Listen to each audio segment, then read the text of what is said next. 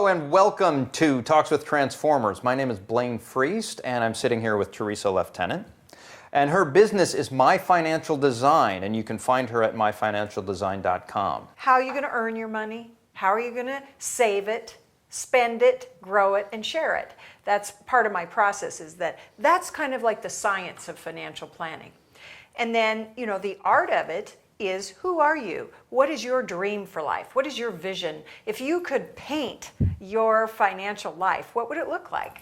Boy, money's a lot more fun when you're doing it for the life that you want to create. I've never heard anybody talk at all about financial planning like you. But the interesting thing too is that you also talk about the science. So these guys know the science. So sure. You are certified, you're registered, whatever. I mean, all that's always constantly changing. But right. What is your title with the registration? So there's a certified financial planner designation that I took an education process and passed a long test and have to keep up, the continuing education. So that helps me understand all of the technical issues of tax planning, or how much does one really need to have in their retirement plan in order to retire at a certain lifestyle level. So I know all that, when should you have insurance, how much insurance you should have. But I have to tell you, frankly, that stuff you can really get on the internet pretty much if you want to spend the time at it. And everybody's got that. That's right. It's just a matter of really more of the commodity now. But what's really interesting is, about maybe 10 years ago, it was called life planning, and it became a portion of financial planning.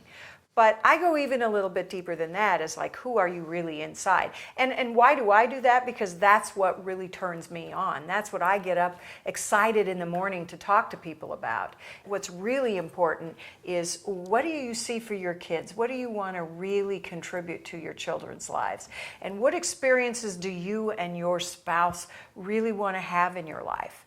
What do you want to leave to the world? What mark do you want to make for yourself?